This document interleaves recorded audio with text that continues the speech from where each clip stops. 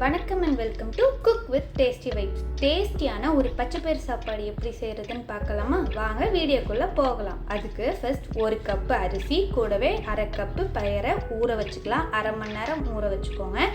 அடுத்தது சமைக்க தேவையான பொருட்கள் பார்க்கலாம். 15 சின்ன வெங்காயம், கூடவே 1 கைப்பிடி அளவு கருவேப்பிலை, கொத்தமல்லி, 2 பச்சை மிளகாய், 10 பல் பூண்டு, 2 மீடியம் சைஸ் தக்காளி, இடித்து வச்சிருக்க நல்ல மிளகு, ஜீரகம். நெக்ஸ்ட் ஸ்டவ் ஆன் பண்ணி 4 டேபிள் ஸ்பூன் தேங்காய் எண்ணெய் ஊற்றிக்கோங்க. கடுகு, உளுந்தம் பருப்பு போட்டுக்கோங்க. பொரிஞ்சு வந்ததும் இடித்து வச்சுருந்த ஜீரகம், நல்ல மிளகு சேர்த்து 1 கைப்பிடி அளவு கருவேப்பிலையும் சேர்த்துக்கலாம்.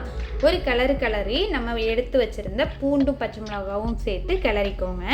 பூண்டும் பச்சை மிளகாய் வதங்கி வந்ததும் எடுத்து வச்ச சின்ன வெங்காயத்தை சேர்த்து வதக்கலாம். நல்ல கண்ணாடி பதத்தில் வதங்கி வந்ததும் கட் பண்ணி வச்சுருக்க 2 மீடியம் சைஸ் தக்காளியை சேர்த்து வதக்கிக்கலாம். எண்ணெய் பிரிஞ்சு வந்ததும் 1/4 டீஸ்பூன் மஞ்சள்தூள், தேவையான அளவு உப்பு போட்டு ஒரு கிளறிக்கோங்க.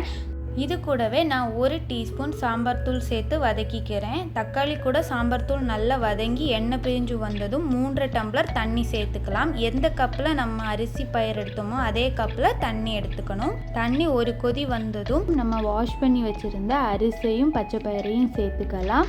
சேர்த்து ஒரு கிளறிக்கோங்க. கிளறி நல்லா கொதிச்சு வந்ததும் 1 டேபிள் ஸ்பூன் நெய் ஊற்றிக்கோங்க.